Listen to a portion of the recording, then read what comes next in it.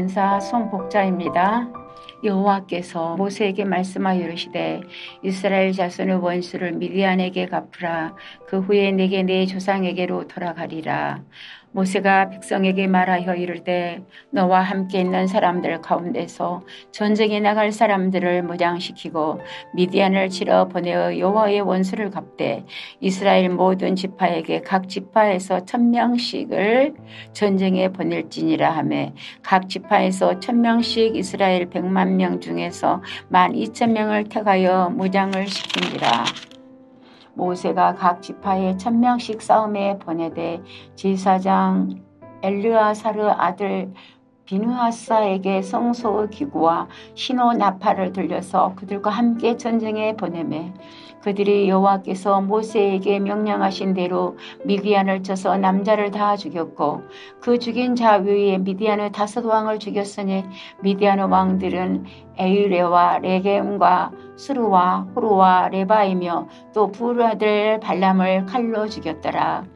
이스라엘 자손이 미디안의 부녀들과 그들의 아이들을 사로잡고 그들의 가축과 양떼와 재물을 다 탈취하고 그들이 거처하는 성읍들과 촌락을 다 불사르고 탈취한 것, 노략한 것, 사람과 짐승을 다 빼앗으느니라. 그들이 사로잡은 자와 노래간 것과 탈취한 것을 가지고 여리고 맞은편 요단강가의 모압 평지의 진영에 이르러 모세와 제사장 엘르아살과 이스라엘 자손의 회중에게로 나오더라. 모세와 제사장 엘르살과 회중의 지도자들이 다 진영 밖에 나가서 영접하다가 모세가 군대의 지휘관 곧 싸움에서 돌아온 천부장들과 백부장들에게 노하니라. 모세가 그들에게 이르되 너희가 여자들을 다 살려두었느니라. 보라, 이들이 발람의 꾀를 따라 이스라엘 자손을 보홀의 사건에서 여호와 앞에 범죄하게 하여 여호와의 회중 가운데 연병이 일어나게 하였느니라. 그러므로 아이들 중에서 남자는 다 죽이고 남자와 동침하여 사내를 아는 여자도 다 죽이고 남자와 동침하지 아니하여 사내를 알지 못하는 여자들은 다 너희를 위하여 살려둘 것이니라. 너희는 이리 동안 진영 밖에 주둔하라. 누구든지 살인자나 죽임을 당한 사체를 만진 자는 셋째 날과 일곱째 날에 몸을 깨끗하게 하고 너희의 포로도 깨끗하게 할 것이며 모든 의복과 가죽으로 만든 모든 것과 염소털로 만든 모든 것과 나무로 만든 모든 것을 다 깨끗하게 할지니라. 제사장 엘르살이 싸움에 나갔던 군인들에게 이르되 이는 여호와께서 모세에게 명령하신 율법이니라. 금은동 철과 주석과 납 등의 불이 견딜 만한 모든 물건을 불을 지나게 하라. 그리하면 깨끗하려니와 다만 정결하게 하는 물로 그것을 깨끗하게 할 것이며 불에 견디지 못할 것은 모든 것을 물을 지나게 할 것이니라. 너희 일곱째 날에 옷을 빨아서 깨끗하게 한 후에 진영에 들어올지니라. 여호와께서 모세에게 말씀하여 이르시되 너는 제사장 엘르살과 회중의 수령들과 더불어 이 사로잡은 사람들과 짐승들을 계수하고 그 얻은 물건을 반분하여 그 절반은 전쟁에 나갔던 군인들에게 주고 절반은 회중에게 주고 전쟁에 나갔던 군인들은 사람이나 소나 낙이나 양떼의 500분의 1을 여호와께 드릴지니라. 곧 이를 그들의 절반에서 가져다가 여호와의 거제로 제사장 엘르살에게 주고 또 이스라엘 자손이 받은 절반에서는 사람이나 소나 낙이나 양떼나 각종 짐승 50분의 1을 가져다가 여호와의 성막을 맡은 레인에게 주라. 모세와 제사장 엘르바살이 여호와와 함께 여호와께서 모세에게 명령하신 대로 하니라. 그 탈취물 곧 군인들의 다른 탈취물 외에 양이 67만 5천 마리요 소가 7만 2천 마리요 나귀가 6만 1천 마리요 사람은 남자와 동침하지 아니하여서 사내를 알지 못하는 여자가 도합 3만 2천 명이니 그 절반 곧 전쟁에 나갔던 자들의 소유가 양이 33만 7,500마리라. 여호와께서 곡물로 드린 양이 675요 소가 3만 6천 마리라. 그 중에서 여호와께 곡물로 드린 것이 72마리요 나귀가 3만 500마리라. 그 중에서 여호와께 곡물로 드린 것이 61마리요 사람의 16,000명이라. 그 중에서 여호와께서 곡물로 드린 자가 32명이니 여호와께 거저 곡물로 드린 것을 모세가 제사장 엘르사에게 주었으니 여호와께서 모세에게 명령하신 바 같았더라. 모세가 전쟁에 나갔던 자에게서 나누어 이스라엘 자손에게 준 절반 곧 회중이 받은 절반은 양이 33만 7,500마리요 소가 3만 6천 마리요 나귀가 3만 500마리요 사람이 16,000명이라. 이스라엘 자손의 그 절반에서 모세가 사람이나 짐승의 50분의 1을 주하여 여호와의 장막을 맡은 레인에게 주었으니 여호와께서 모세에게 명령하신가 같았더라. 군대의 지휘관들 곧 첩부장과 백부장들이 모세에게 나와서 모세에게 말하되 당신의 종들이 이끈 군인을 계수한즉 우리 중 한 사람도 충나지 아니하였기로 우리 각 사람이 바는 바 금폐물 곧 발목걸이, 손목걸이, 인장, 반지, 귀고리, 목걸이들을 여호와께 헌금으로 우리의 생명을 위하여 여호와 앞에 속지 하려고 가져왔나이다. 모세와 제사장 엘르사랄이 그들에게서 그 금으로 만든 모든 폐물을 취한즉 천부장과 백부장들이 여호와께서 드린 거제의 금의 도합이 16,750세겔이니 군인들이 각기 자기를 위하여 탈취한 것이니라. 모세와 제사장 엘르사리 천부장과 백부장들에게서 금을 취하여 회막에 들여 여호와 앞에서 이스라엘 자손의 기념을 삼았더라. 하늘에 계신 우리 아버지여, 이름이 거룩히 여김을 받으시오며 나라가 임하옵시며 뜻이 하늘에서 이룬 것 같이 땅에서도 이루어지이다. 오늘날 우리에게 일용할 양식을 주옵시고 우리가 우리에게 죄 지은 자를 사하여 준 것 같이 우리 죄를 사하여 주옵시고 우리를 시험에 들게 하지 마옵시고 다만 악에서 구하옵소서. 대개 나라와 권세와 영광이 아버지께 영원히 싸움나이다. 아멘.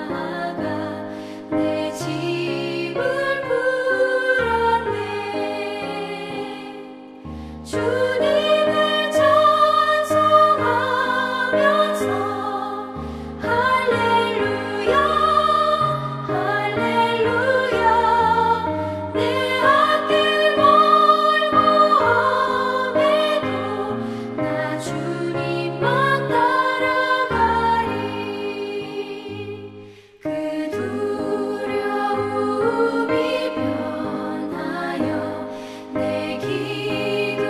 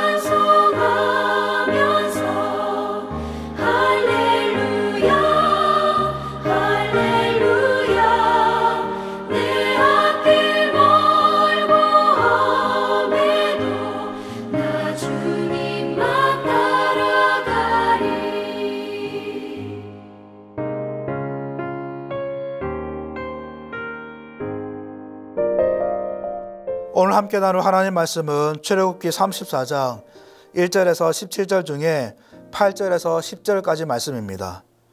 출애굽기 34장 8절에서 10절 말씀입니다. 모세가 급히 땅에 엎드려 경배하며 이르되 주여 내가 주께 은총을 입었거든 원하건대 주는 우리와 동행하옵소서. 이는 목이 뻣뻣한 백성이니이다. 우리의 악과 죄를 사하시고 우리를 주의 기업으로 삼으소서. 여호와께서 이르시되 보라 내가 언약을 세우나니 곧 내가 아직 온 땅 아무 국민에게도 행하지 아니한 이적을 너희 전체 백성 앞에 행할 것이라. 내가 머무는 나라 백성이 다 여호와의 행하심을 보리니 내가 너를 위하여 행할 일이 두려운 것임이니라. 아멘. 오늘도 하나님과 함께 하시는 복된 하루가 되길 소망합니다. 오늘 본문에서도 하나님과 모세와의 독대는 계속됩니다. 하나님께서는 모세의 이 간절한 중보기도를 들으시고 이스라엘을 용서하시고 또 회복하시고 또 이스라엘 가운데에 새로운 시작을 여시겠다라고 하십니다. 여러분, 그런데 중요한 것은 이 모든 과정 가운데에 하나님께서 꼭 챙기시는 것이 있습니다. 바로 그것은 율법, 십계명을 다시 세우는 것과 언약을 다시 새롭게 세우는 것입니다. 이 율법과 언약을 다시 제정하시면서 이스라엘 가운데에 새로운 질서를 이루려고 하시는 것이죠. 그래서 1절에 하나님께서 모세에게 말씀하시면서 이전의 돌판과 똑같은 그 돌판을 두 개를 만들어서 산으로 올라오라고 하십니다. 왜냐하면 십계명을 새롭게 허락하기 위하신 것이죠. 그리고 10절부터 이스라엘 향해서 언약을 새롭게 세우십니다. 10절에 여호와께서 이르시되 보라 내가 언약을 세우나니 라고 하시면서 새로운 언약들을 새롭게 정비하십니다. 여러분, 하나님께서 굳이 이 시점에 이 상황에 율법, 특별히 이 언약을 들고 와서 이스라엘로 하여금 그 언약 앞에 서게 하는 것은 하나님의 중요한 의도가 있습니다. 그것은 이스라엘이 이런 사실을 꼭 알아봐 주길, 꼭 기억해 주길 원하는 그런 바람이 있는 것이죠. 그것이 무엇이냐면은 먼저는 이 이스라엘이 멸망한 자들로 끝나지 않고 그냥 내버려지지 않고 회복이 되고 새롭게 시작되는 이 모든 것은 이스라엘이 잘나서가 아니라 이스라엘의 자격이 있어서가 아니라 전적으로 하나님의 은혜라는 것이죠. 일방적인 하나님의 그 은혜라는 것을 깨닫게 하시는 것입니다. 그리고 이 모든 움직임의 모든 것의 이 주권은 하나님께 있다는 것을 지금 기억시키시는 것입니다. 그래서 5절부터 하나님께서는 자신을 계시하시면서 여호와께서 구름 가운데에 강림하사 그와 함께 거기 서서 여호와의 이름을 선포하실세라고 하시면서 하나님의 이름을 나타내십니다. 하나님의 그 속성과 성품들을 나타내십니다. 자비와 은혜가 많으신 하나님, 그럼에도 불구하고 악행에 대해서는 보응하신 하나님, 그 하나님을 계시하시는 거죠. 그렇게 언약을 새롭게 세우십니다. 이러한 것을 통해서 이 모든 것의 주도권이 하나님께 있다는 것을 더욱 분명하게 보여주십니다. 여러분, 특히 하나님께서 자신의 이름을 거론하시는 것은 보증적인 의미가 있습니다. 내 이름을 걸고 분명하게 이루겠다는 것이죠. 이제 말하는 이 언약의 내용은 내 이름을 거는 내용이라는 거예요. 그냥 실없이 하는 말이 아니라 내가 반드시 이루고 반드시 그렇게 할 것이라는 강한 의지가 담긴 약속이다라는 것을 보여주시는 겁니다. 그래서 지금 하시는 이스라엘에게 하는 이 용서는 그냥 선심 쓰듯이 적선하듯이 하는 감정에 따라서 왔다 갔다 하는 그런 용서가 아니라 하나님의 강한 심정과 강한 의지가 담겨 있는 분명한 근거가 있는 용서라는 것을 알리시는 것입니다. 여러분, 왜 하나님께서 이스라엘에게 이런 작업들을 하시냐면은 사실 이것을 보여주고자 하시는 거죠. 그게 뭐냐면은 진짜 소망은 하나님께 있다는 것이죠. 참된 소망은 다른 곳에서 찾을 수 있는 것이 아니라 하나님 안에 머물 때에, 하나님 편에 바짝 붙어 있을 때에, 그때가 진정한 소망의 때이고 소망의 시간이라는 것을 알려주시는 겁니다. 여러분, 이 하나님의 언약의 참 은혜가 뭔지 아십니까? 그것은 다시 시작하는 것입니다. 이스라엘의 지금의 상태를 봤을 때 새로운 시작은 있을 수가 없는 것이죠. 이스라엘 자격을 봤을 때 도저히 선한 것이 나올 수 없는 것입니다. 새로운 시작이 열릴 가능성이 전혀 없습니다. 그러나 그 밑바닥 같은 이스라엘을 붙들고 다시 시작하자라고 하시는 하나님의 계시이기 때문에 이스라엘은 소망이 있는 것입니다. 그것이 이스라엘 입장에서는 한없는 은혜인 것이죠. 여러분, 특히 더 큰 은혜는 시작을 여시는 하나님께서는 과거를 묻지 않으신다는 겁니다. 오늘 본문에서도 너희들이 이전에는 저렇고 이전에 또 이랬고 따지지 않으십니다. 마치 아무 일도 없었던 마냥 까맣게 잊으시고 앞으로 대한 말씀을 하시면서 다시 시작하자라고 하십니다. 옛 모습을 기억하지 않으시는, 옛 모습을 따지지 않으시는, 잊으시는 그 하나님, 그것이 이스라엘에게 또한 저와 여러분들에게 너무나 큰 은혜인 것입니다. 만약 하나님이 이스라엘을 용서를 하시는데, 저와 여러분들은 구원을 하시는데 옛 모습을 다 물으시면서 따지시면서 이렇게 다 거론하신다면은 이것만큼 힘들고 고통스러운 일은 없을 겁니다.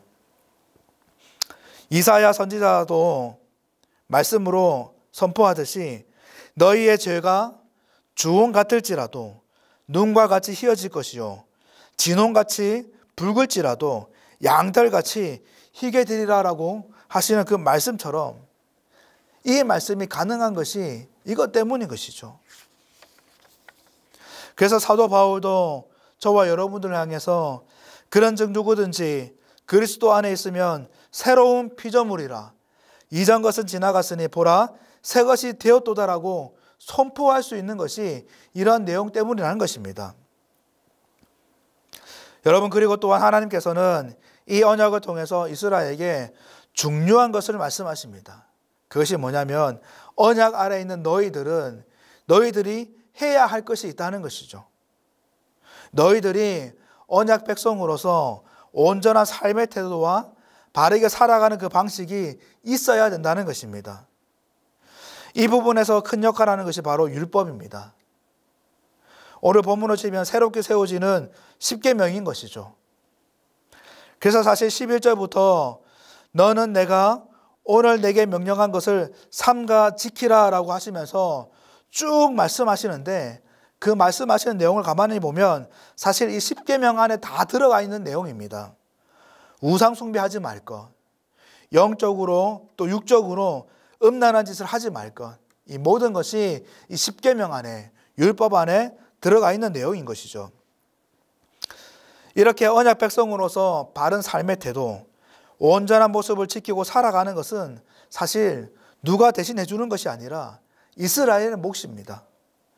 저와 여러분의 몫인 것을 하나님께서는 분명하게 알려주십니다. 사실 이렇게 이거 하지 마라, 저거 하지 마라, 심지어 본문에서도 나는 질투하는 하나님이다 라고 하시면서 이 허튼 짓 하지 마라 라고 하는 부분을 보면서 조금 강제성을 느낄 수 있습니다. 아니, 사실 강제성이 있는 것이 사실입니다. 그런데 중요한 것은 하나님이 왜 이렇게 강하게 말씀하시냐면은 그것이 이스라엘이 또한 우리가 살아갈 수 있는 길이기 때문인 것이죠.